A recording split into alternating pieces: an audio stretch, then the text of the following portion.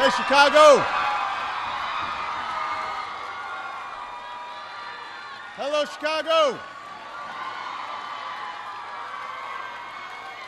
Hello, everybody. Hello, Hyde Park.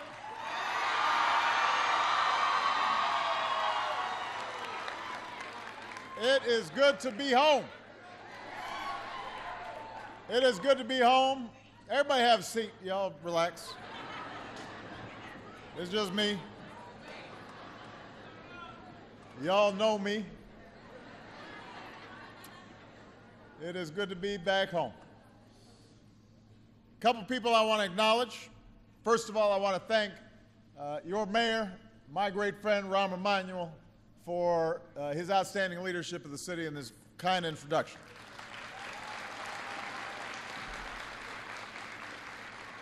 I want to thank everybody here at Hyde Park Academy for welcoming me here today.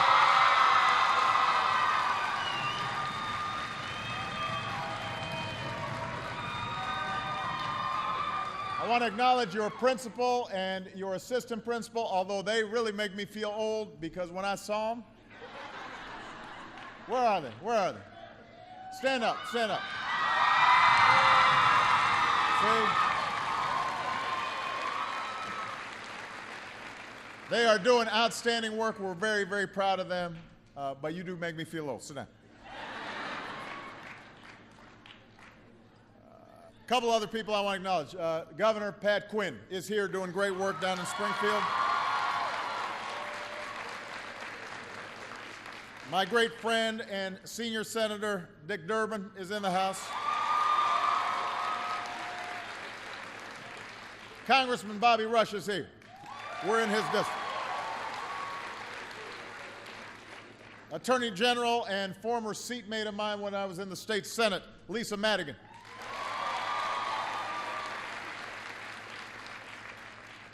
County Board President, used to be my alderwoman, Toni Preckwinkle, in the house. And I see a lot of Reverend clergy here, but I'm not going to mention them because if I miss one, I'm in trouble. They're all friends of mine. They've been knowing me. You know, some people may not know this, but obviously this is my old neighborhood. I used to teach right around the corner. This is where Michelle and I met, where we fell in love. This is where we raised our daughters in a house just about a mile away from here, less than a mile. And that's really what I've come here to talk about today, raising our kids. I love you too. I love you too.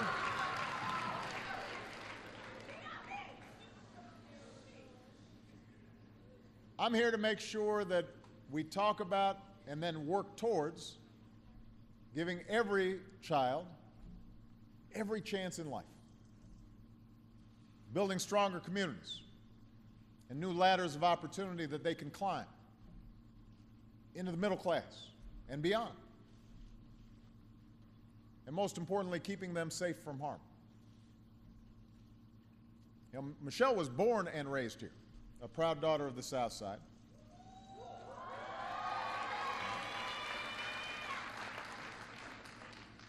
And last weekend, she came home, but it was to attend the funeral of Hydea Pendleton. And Hydea's parents, by the way, are here, and I want to just acknowledge them. They are just wonderful, wonderful people.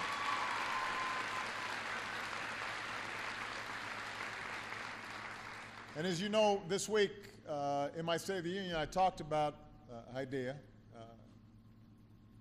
on Tuesday night. And the fact that, unfortunately, what happened to Hydea is not unique. It's not unique to Chicago. It's not unique to this country. Too many of our children are being taken away from us. 2 months ago, America mourned 26 innocent first graders and their educators in Newtown. And today I had the high honor of giving the highest civilian award I can give to the families of the educators who had been killed in Newtown. And there was something profound and uniquely heartbreaking and tragic, obviously, about a group of 6-year-olds being killed. But last year, there were 443 murders with a firearm on the streets of this city.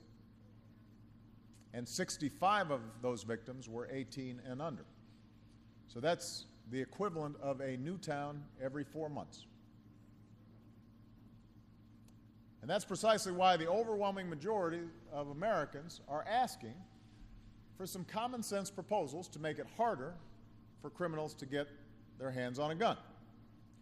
And as I said on Tuesday night, I recognize not everybody agrees with every issue. There are regional differences. The experience of gun ownership is different in urban areas than it is in rural areas, different from upstate and downstate Illinois. But these proposals deserve a vote in Congress.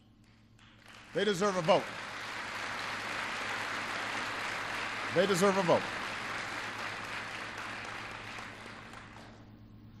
And I want to thank those members of Congress who are working together in a serious way to try to address this issue.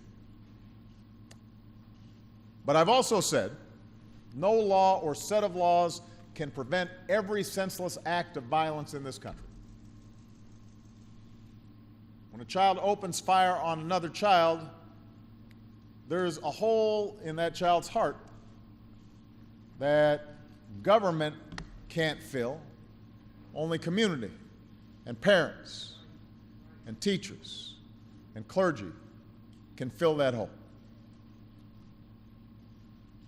In too many neighborhoods today, whether here in Chicago or the farthest reaches of rural America, it can feel like, for a lot of young people, the future only extends to the next street corner or the outskirts of town, that no matter how much you work or how hard you try, your destiny was determined the moment you were born.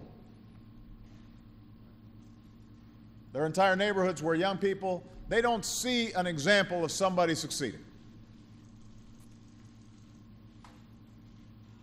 For a lot of young boys and young men in particular, they don't see an example of fathers or grandfathers, or uncles who are in a position to support families and be held up and respected.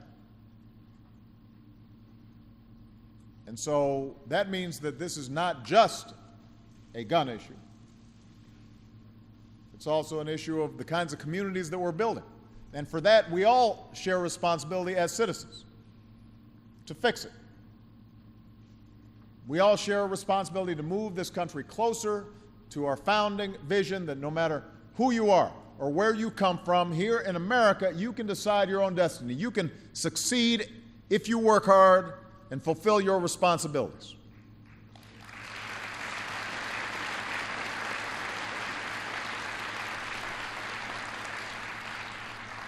Now that means we've got to grow our economy and create more good jobs. It means we've got to equip every American with the skills and the training to fill those jobs. And it means we've got to rebuild ladders of opportunity for everybody willing to climb. Now that starts at home. There's no more important ingredient for success. Nothing that would be more important for us reducing violence than strong, stable families. Which means we should do more to promote marriage and encourage fatherhood.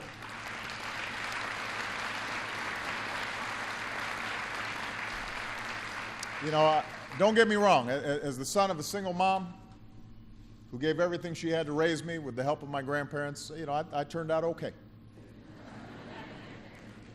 But I think it's, you know, so we got single moms out here, they're heroic what they're doing, and we are so proud of them.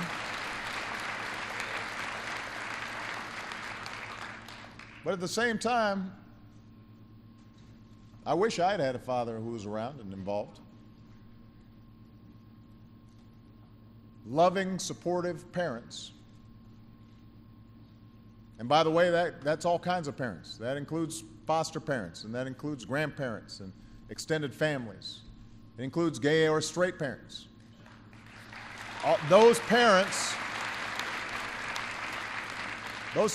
supporting kids, that's the single most important thing. Unconditional love for your child. That makes a difference. If a child grows up with parents who have work and have some education and can be role models and can teach integrity and responsibility and discipline and delayed gratification, all those things give a child the kind of foundation that allows them to say, you know, my future, I can make it what I want. And we've got to make sure that every child has that, and in some cases we may have to fill the gap and the void if children don't have that. So we should encourage marriage by removing the financial disincentives for couples who love one another but may find it financially disadvantageous if they get married. We should reform our child support laws to get more men working and engaged with their children.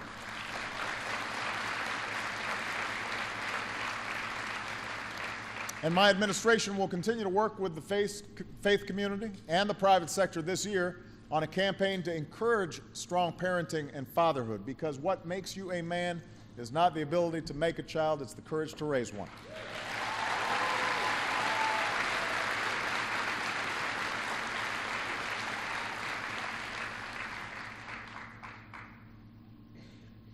We also know, though, that there's no sure path to success in the middle class than a good education. And what we now know is that that has to begin in the earliest years.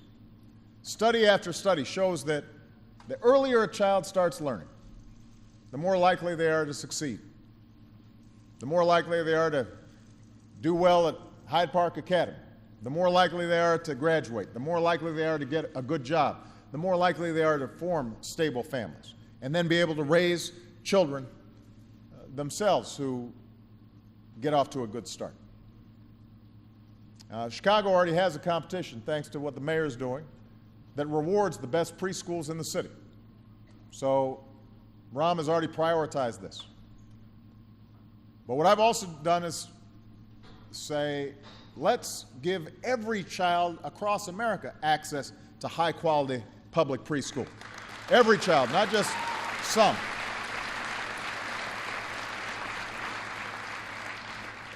Every dollar we put into early childhood education can save $7 down the road by boosting graduation rates, reducing teen pregnancy, reducing violent crime, reducing the welfare rolls, making sure the folks who have work, now they're paying taxes, all this stuff pays back huge dividends if we make the investment. So let's make this happen. Let's make sure every child has the chance they deserve. As kids go through school, we'll recruit new math and science teachers to make sure that they've got the skills that the future demands. We'll help more young people in low-income neighborhoods get summer jobs. We'll redesign our high schools and encourage our kids to stay in high school so that the diploma they get leads directly to a good job once they graduate.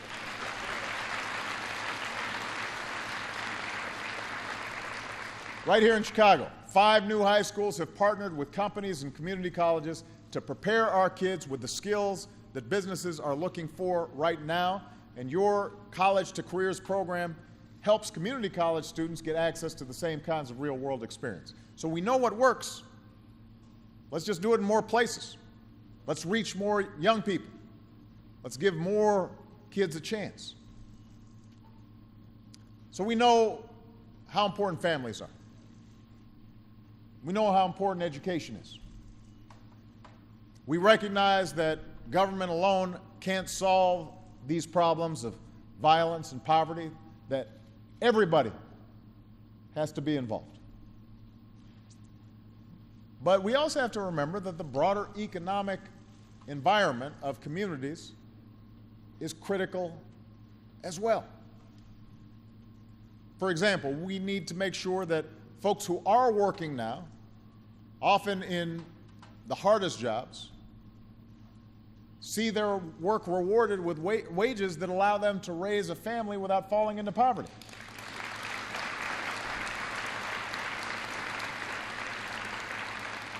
Today, a family with 2 kids that works hard and relies on a minimum wage salary still lives below the poverty line.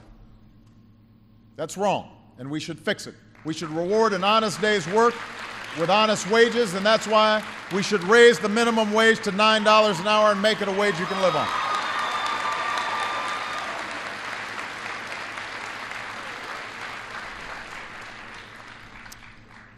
And even though some cities have bounced back pretty quickly from the recession, we know that there are communities and neighborhoods within cities or in small towns that haven't bounced back. Cities like Chicago are ringed with former factory towns that never came back all the way from plants packing up. There are pockets of poverty where young adults are still looking for their first job.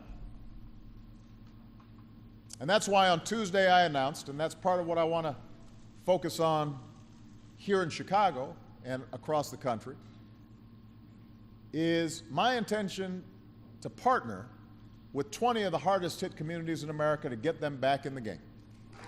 Get them back in the game.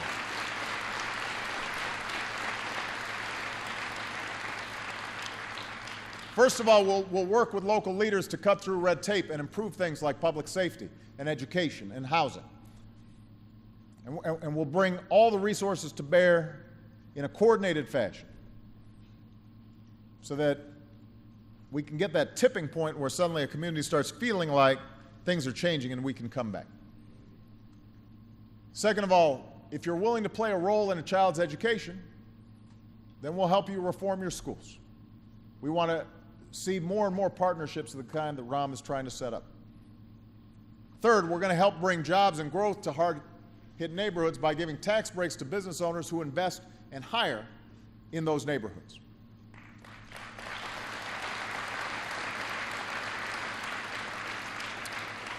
Fourth, and specific to the issue of violence, because it's very hard to develop economically if people don't feel safe.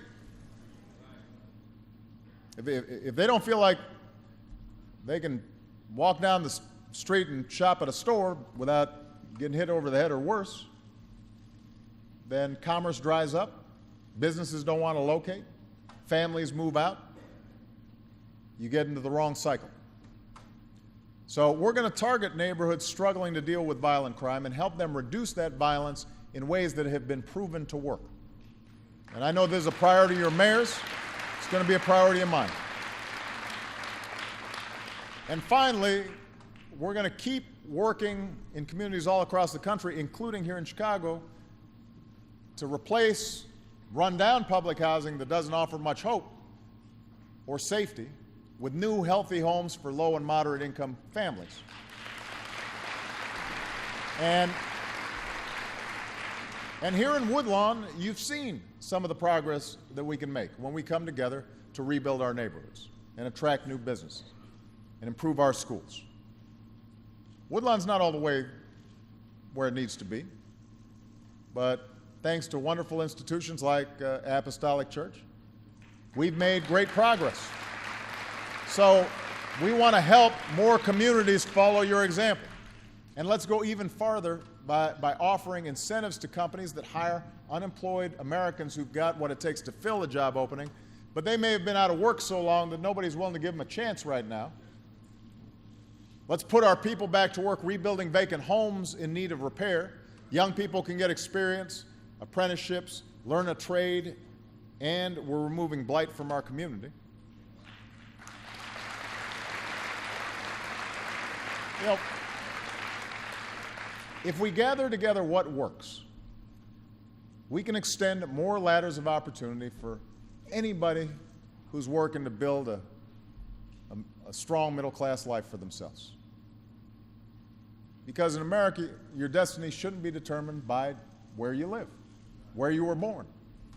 It should be determined by how big you're willing to dream, how much effort and sweat and tears you're willing to put in to realizing that dream. You know, when I first moved to Chicago, before any of the students in this room were born, and a whole lot of people who were in the audience remember me from those days, I lived in a community on the south side, you know, right up the block, but I also worked further south where communities had been devastated by some of the steel plants closing. And my job was to work with churches and lay people and local leaders to rebuild neighborhoods and improve schools and help young people who felt like they had nowhere to turn. And those of you who work with me, Reverend Love, you remember it wasn't easy. Progress didn't come quickly. Sometimes I got so discouraged I thought about just giving up. But what kept me going was the belief that with enough determination and effort and persistence and perseverance, change is always possible. That we may not be able to help everybody, but if we help a few, then that propels progress forward. We may not be able to save every child from gun violence, but if we save a few, that starts changing the atmosphere in our communities.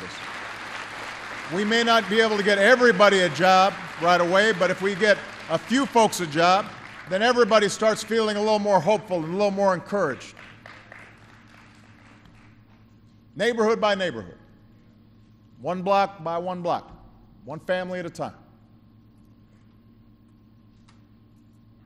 Now, this is what I had a chance to talk about when I met with some young men from Hyde Park Academy who were participating in this BAM program. Where are the guys I talked to? Hey, stand up, y'all, so we can all see you guys. So these are some. These are all some exceptional young men, and I couldn't be prouder of them. And the reason I'm proud of them is because a lot of them have had some issues. That's part of the reason why you guys are in the program. But what I explained to them was I had issues too when I was their age. I just had an environment that was a little more forgiving. So when I screwed up, the consequences weren't as high as when kids on the south side screw up. So I had more of a safety net. But these guys are no different than me. And we had that conversation about what does it take to change. And the same thing that it takes for us individually to change, I said to them, that's what it takes for communities to change. That's what it takes for countries to change. It's not easy, but it does require us, first of all, having a vision about where we want to be. It requires us recognizing that it will be hard work getting there. It requires us being able to overcome and persevere in the face of roadblocks and disappointments and failures.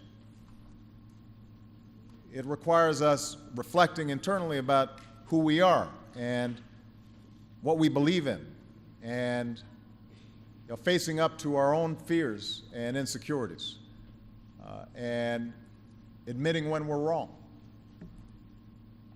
And that same thing that we have to do in our individual lives that these guys talked about, well, that's what we have to do for our communities. And it will not be easy, but it can be done. When Hydea Pendleton and her classmates visited Washington 3 weeks ago, they spent time visiting the monuments, including the Dr. Martin Luther King Jr. Memorial just off the National Mall. And that memorial stands as a tribute to everything Dr. King achieved in his lifetime.